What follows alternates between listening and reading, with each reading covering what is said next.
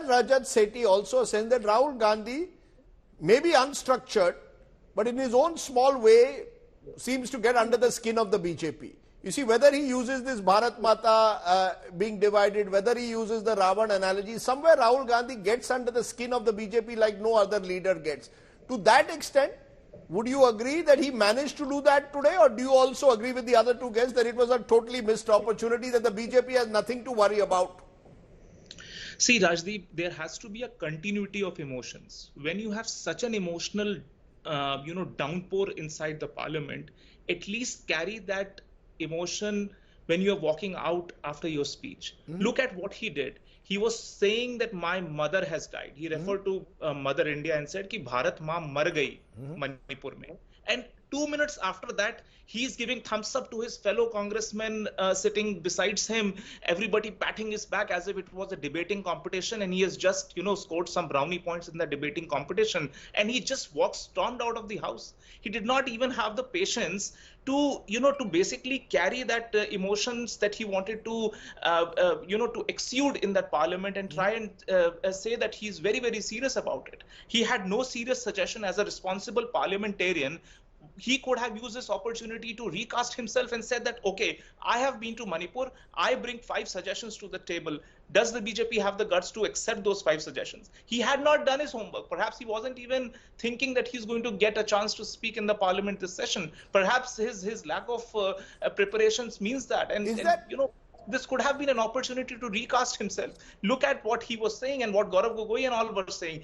2 Manipurs have been created. I mean, had he done a little bit of research, he would have realized that it was his grandmother who introduced Article 371 ABC. That was where the Hill Area Committee, a state within a state, was created by the Constitution itself. Right. There are so many structural issues which he could have said that, okay, are we looking at doing Article 371? Is something where he could have presented before the public, before the 2024 election, that I am here to mean business. I am here to solve some of the India's complex problems, and I have the roadmap. Remember, in 2013, it was Prime Minister who used to come out, the then Chief Minister of Gujarat used to come out with solutions to every problems. Having a constructive position is what is the need of the hour. And that is where the void carries on 10 years hence. Okay, that's interesting the way you put it, because, Shogato, you've analyzed Rahul Gandhi's career now over 20 years. Is that part of the problem? That Rahul Gandhi is unable to provide that gravitas of providing a roadmap, of providing constructive solutions to these complex issues, rather than seeing them in black and white and looking for the enemy, usually the BJP, the RSS. Maybe if he provided those solutions and those solutions were seen as very different from what the government is doing, he might, attract non-Congress voters. Has Rahul Gandhi been unable to do that, attract voters outside his echo chambers? Rajdeep, the biggest problem with Rahul Gandhi or the Congress strategy since 2014 or even earlier has been that they don't have a cultural argument, and the BJP is all the time making a cultural argument. So they are fighting the BJP's cannons with bows and arrows. That is the kind of, that may not be the right analogy, but that sort of says it all, And the other thing is, see, today he was mixing mythology there, culturally how he gets it wrong, which gets played out by which sort of is picked up by the BJP and played out in the corners of India in a very different way.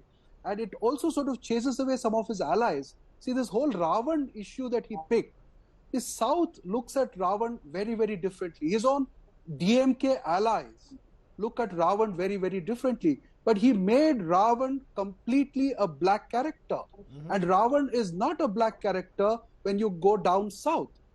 So these are, he sort of, uses mythology also in a very faulty manner.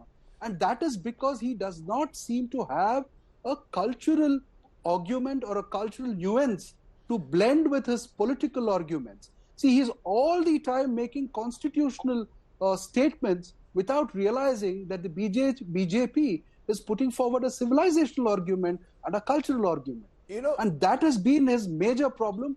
See, he, from 2004 on, he has, I told you earlier that the structure of his speeches have not changed. So you can say he has either learned nothing or he is very, very consistent.